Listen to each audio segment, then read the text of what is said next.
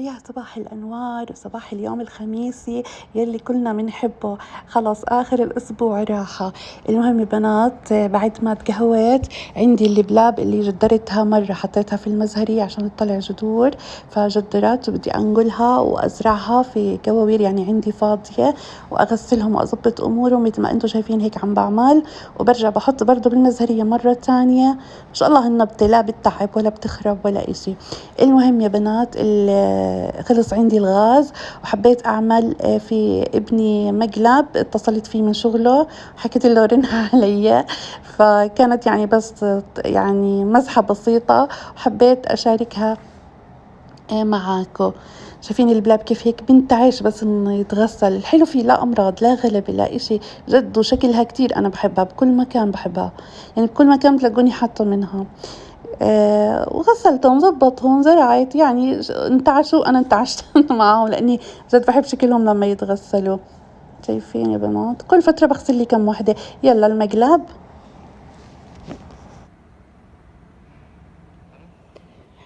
الو. الو.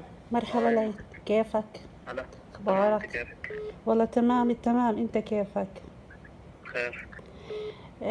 الغاز خلص، والله زعلانة كتير كتير.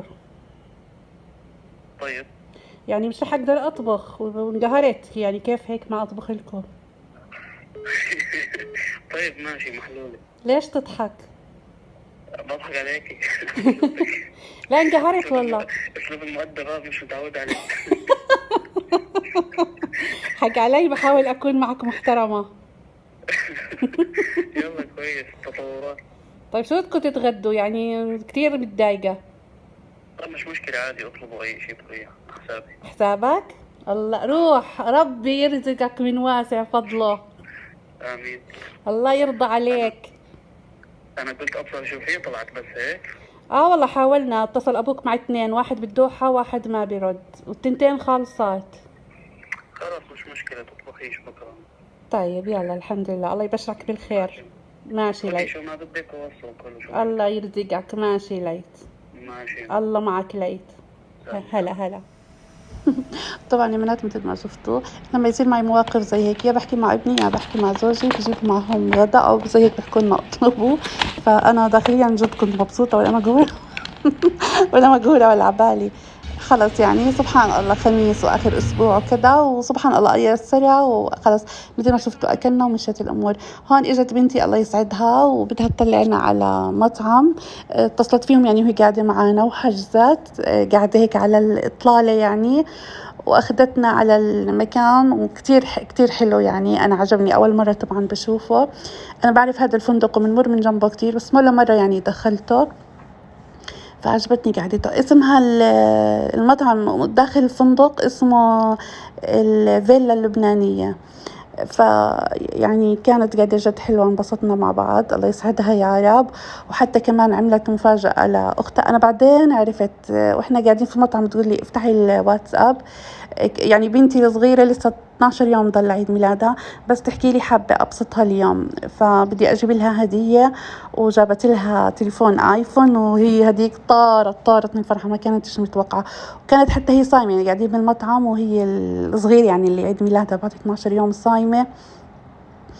فكان هيك فطور ومع بعض ومجتمعين وكذا، فطور إلها طبعا، وانبسطت هيك بالمفاجأة. فقلت لها طيب حبيبتي زي ما بدك، الله يخليكم لبعض ويسعدكم يا رب. فرتبت هي وأخوها إنه يعني يوصلونا على البيت ويطلعوا على أساس إنهم طالعين على وقود بدهم يعملوا شغلة لسيارتها. واشتريت لها الجاتو والعطر، سوري مش العطر، هي المسحة، إنه حطت لها الآيفون على إنه عطر أو شوكولاتة، حطتها بعلبة تانية. فجبت لها ورد وجبت لها جاتو وجبت لها الآيفون. فكانت فرحة بطريقة يعني ذكية، سألتها إيش الموديل حبيته إيش اللون قبل كم يوم. فجد كانت مفاجأة إلها مش طبيعية. والله يخليهم لبعض يا رب، حناين على بعض. هاي أحلى أحلى أحلى شغلة بالحياة، إنه أولادك يكونوا حنونين عليكي وعلى أبوهم، وحنونين على بعض، وحتى حنونين مع الناس، والحمد لله مقبولين وين ما يروحوا، كل الناس بتحبهم، كل الناس تحترمهم، لأنه الحمد لله ربناهم إنه هيك يكونوا مخافة الله قبل كل إشي. واللي بتعلميه على مخافة الله خلص اتركيه للدنيا، وين ما لف، وين ما راح، وين ما إجا، شو ما عمل، مرجوعه لربه ولتربايته. والله يحفظهم يا رب. ودعواتكم يا بنات، كل واحدة بتوصل لهون تدعي لهم الأربعة، الله يحفظ لي إياهم ويخلي لي إياهم، وبنتي هاي الحنونة الكبيرة، كلهم حناين. الله يا رب يعطيها الذرية الصالحة، ونسمع قريب يا رب يا رب يا رب بحملها. المهم يا بنات، مثل ما انتم شايفين قعدنا في المطعم، واجا ابني الكبير كمان اللي شفته اتصلت معه. احنا طبعا كنا متغدين، شفته طلبنا هارديز، هو اتغدى معنا وقعد معنا، وبنتي الصايمة أكلت معها برضو ما أذن المغرب أكلت، واللي تقهوى واللي شرب عصير وإلا ياخذوا لي تبولة معهم. وإحنا مروحين من المطعم بحكوا لي لأنه لبناني وكذا، وأكيد تبولته طيبة، ففعلا كانت كتير كتير طيبة. أخذوا لي معهم تبولة، الله يسعدهم يا رب، الله يسعدهم والله جد. الحمد لله، ما بعرفوا كيف هيك بدهم يرضوا بعض، بدهم يرضوني، هذا التوفيق من رب العالمين. ما تكون عيلتك هيك بتحب بعض وقلبها على بعض، والله هاي نعمة. هيك بتواجهوا مصاعب الحياة بكل بساطة. وما تفكروا يا بنات ما في حدا خالي، كلنا عنا قصص وعنا أمور وعنا كذا، بس الحمد لله لما تكون العيلة إيد واحدة بتواجه المصاعب إن شاء الله بالتيسير من رب العالمين. وهي مخافة الله مثل ما حكينا قبل كل إشي.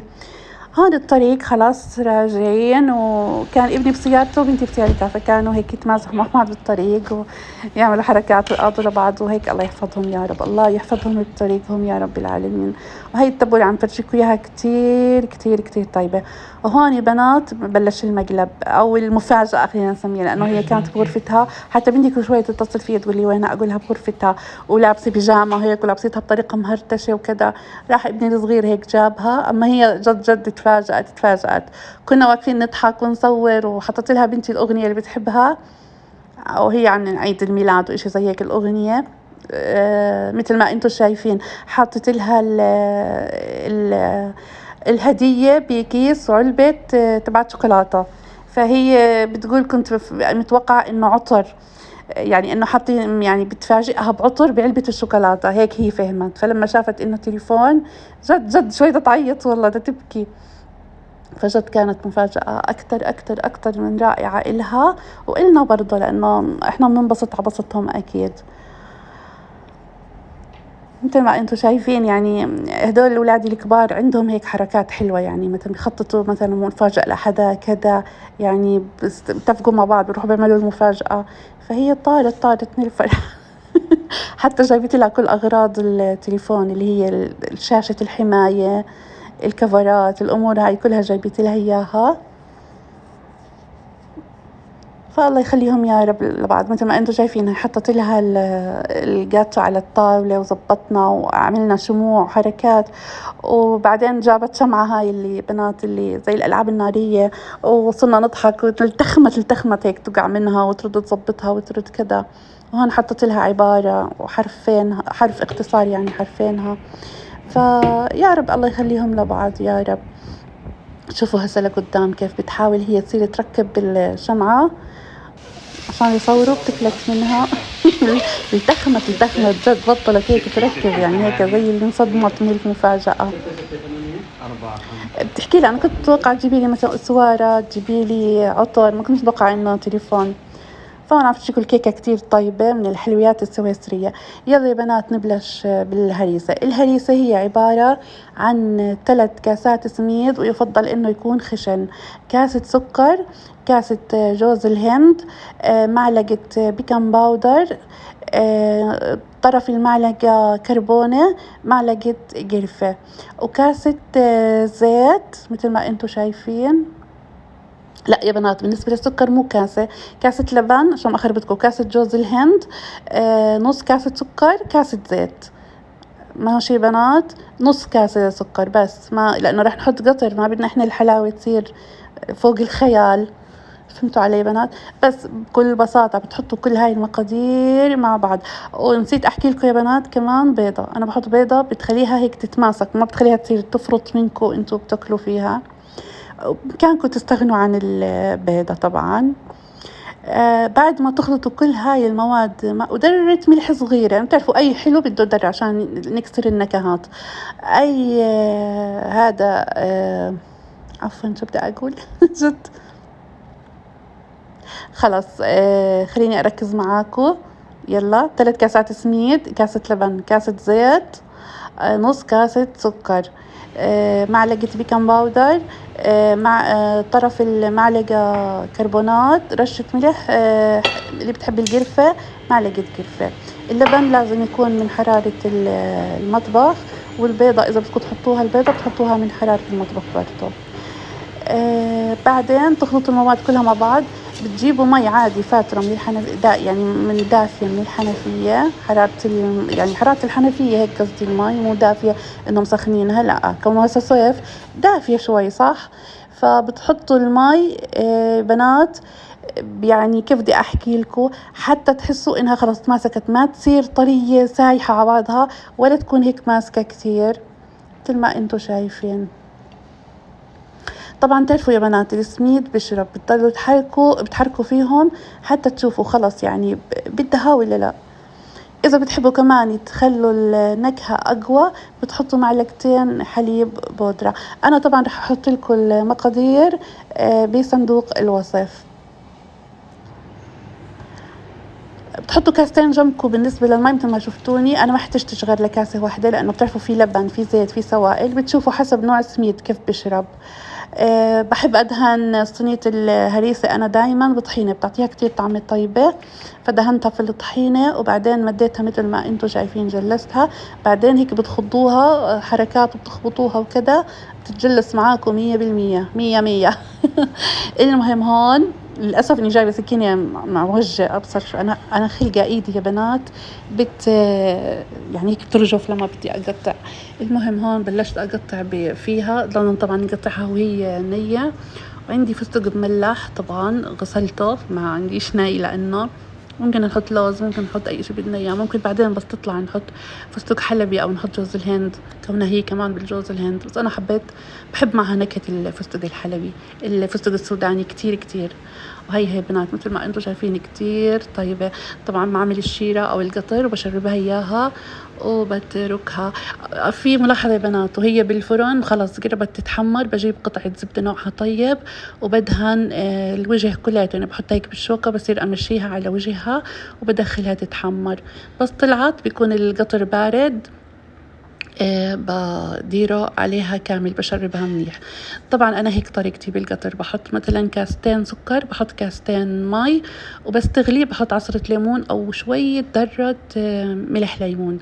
تاني يوم يا بنات بتصير تجنن كتير كتير جد طيبة. هيك عم شايفيني عم باكل منها مع القهوة، بحمسكم تعملوها. خلاص راح أحط لكم المقادير بصندوق الوصف، وهاي المقادير بس حركوها كلها مع بعض ومدوها بالصينية وقطعوها وزبطوا أمورها ودخلوها وادعوا لي جد ادعوا لي. وما تستغنوا أبدا يا بنات عن جوز الهند، لأنه هو بيعطيها الطعمة هاي القديمة تبع أجدادنا. حتى زمان كانوا يحطوا السمنة البلدية بنات. فرائعة رائعة. بإمكانكم طبعا بدل الزبدة ما عندكم زبدة تدهنوا سمنة هيك نوعها طيب بدل الزبدة على الوجه، بتعطي لون للهريسة حلو وبتعطي نكهة فظيعة يا بنات. وبس يا بنات بدي أستودعكم الله وبحبكم كتير. سلام.